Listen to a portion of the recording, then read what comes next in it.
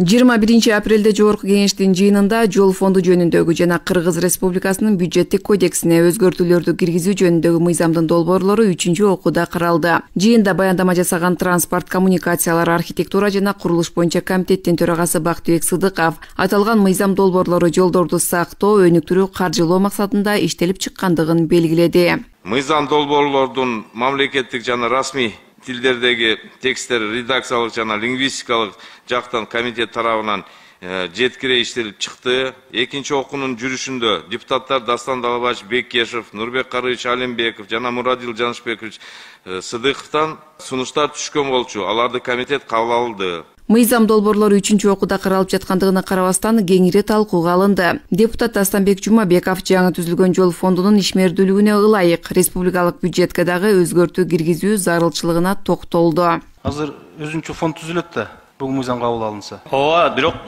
өкмөттүн токтому менен бүгүнкү күндө жол фонду түзүлдү. Жол фонду түзүлдү.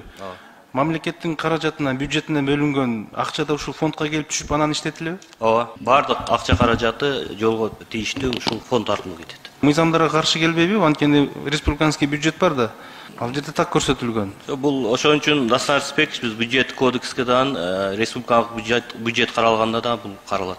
Ошол республиканский бюджетте да өзгөртүү киргизиш керек да. Анткени ал жерде так көрсөтүлгөн. Статьяны көрсөтүлгөн, ал каражат кандай каяка каралат, кандай каралат. Анан сиздердин фондко түшүп, анан ошол жерден бөлүнүп, ошол жерден иштетилет десе, бул карама каршы болуп калат деген ойду айтып атам да. Ошондо карап тууралуу койушуңуздар керек. Дастан Арыспекович бул сөз бюджет аркылуу келет, Минфинге келип, через казначействонун фондко түшөт.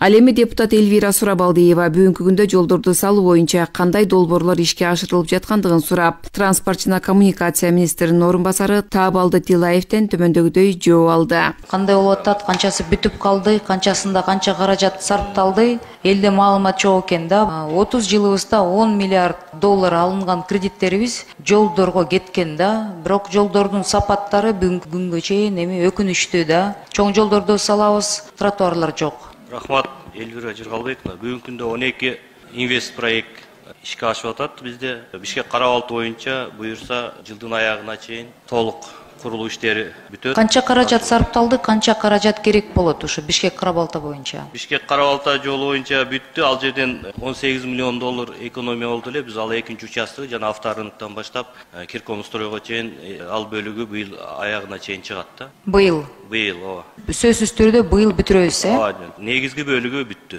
Ошондой эле депутат Аида Исатбек кызы түндүк-түштүк альтернативдик жолунун айрым тилкелеринде таштар кулап, жол кыймылынын коопсуздугуна коркунуч келтирип жатканын белгиледи. Жолдун таштары кулабаш үчүн бир кандай бир иш-чара алып барасыздарбы?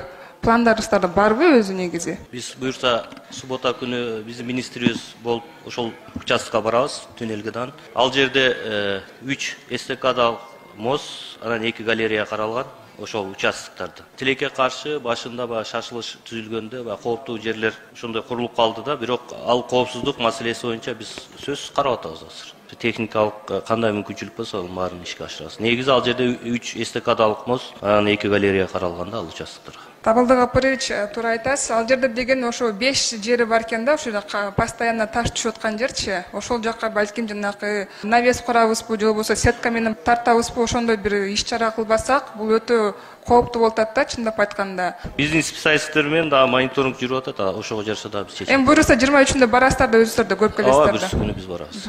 Мындан тышкары жыйында аймактардагы жолдордун абалы, аларды оңдоо маселелери дагы көтөрүлдү. Гүлнура Асманбекова, Биринчи маалымат радиосу.